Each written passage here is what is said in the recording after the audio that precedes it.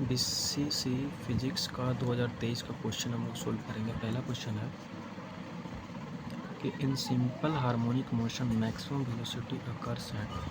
तो यहाँ पे सिंपल हार्मोनिक मोशन यहाँ से शुरू होता है यहाँ तक। तो मीन पे वेलोसिटी जो होता है मैक्सिमम होता है, क्योंकि जैसे जैसे स्ट्रीम पे आएगा वेलोसिटी यहाँ रुकेगा तो वेलोसिटी 0 हो जाएगा। तो यानी कि मीन पे वेलोसिटी मैक्सिमम होगा। तो इसका आंसर हो जाएगा मीन पोजीशन पे मैक्सिमम वेलोसिटी का आंसर सी हो जाएगा। दूसरा है dimension of Planck constant are. तो एनर्जी इक्वल टू होता है HF। तो एनर्जी का डायमेंशन होता है mL²T-2 और प्लैंक कांस्टेंट H हो गया फ्रीक्वेंसी 1/टाइम। तो यहाँ से प्लैंक कांस्टेंट का हो जाएगा, टाइम इधर जाएगा तो mL²T-1। तो इसका आंसर हो जाएगा ये आंसर हो जाएगा इसका। नेक्स्ट क्वेश्चन है spring has length L and spring constant K है। अगर स्प्रिंग को दो भाग में तोड़ेंगे तो उसका स्प्रिंग कांस्टेंट क्या होगा? तो स्प्रिंग है, इसका लेंथ है K है। अगर दो भाग में इसको तोड़ेंगे तो लेंथ जो होता है inversely proportional to spring constant होगा। तो यहाँ पे 2K हो जाएगा। तो आंसर इसका हो जाएगा सी। अगर वीडियो में ही सॉल्यूशन करेंगे तो बहुत ज़्यादा लंबा वीडियो हो जाएगा, इस वजह से खुद से बना करके अभी लाए। नेक्स्ट क्वेश्चन है the ratio of the root mean square of O3 to O2। तो रूट मीन स्क्वायर का फार्मूला था √3RT/m, यानी कि मास का इन्वर्सली हो जाएगा।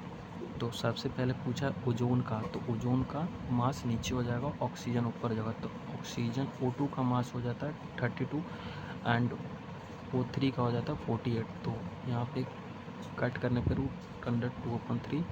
तो आंसर हो जाएगा इसका डी। नेक्स्ट क्वेश्चन है at 127 degree Celsius a body radiate energy 10⁻³ joule per second. तो कौन सा टेम्परेचर पे एनर्जी 10⁻7 रेडिएट करेगा? तो इसका सिंपली फार्मूला होता है एनर्जी हो जाता है टेम्परेचर का T⁴ होता है, और 127 डिग्री सेल्सियस को केल्विन में बदलेंगे तो 273 ऐड करेंगे और यहाँ पे T2 हो जाएगा। उसके बाद 10⁻³ E1 दिया हुआ, 10⁻7 E2 दिया हुआ, तो 400/T2। अगर फिर यहाँ से इस साइड करेंगे तो ये 4 हो जाएगा, 400/T2 हो जाएगा। T2 करेंगे तो 400 गुना, और ये यहाँ पे हो जाएगा 4, तो 10 1/10 बाहर निकल जाएगा, मतलब कि यहाँ पे 10 से मल्टीप्लाई होगा तो 4000 केल्विन आंसर हो जाएगा। तो इसका आंसर हो जाएगा बी। करंट कब इंड्यूस होता है? जब सर्कल में हो या लूप में हो, ठीक है। तो स्ट्रेट रोड में नहीं होगा, तो आंसर इसका हो जाएगा बी।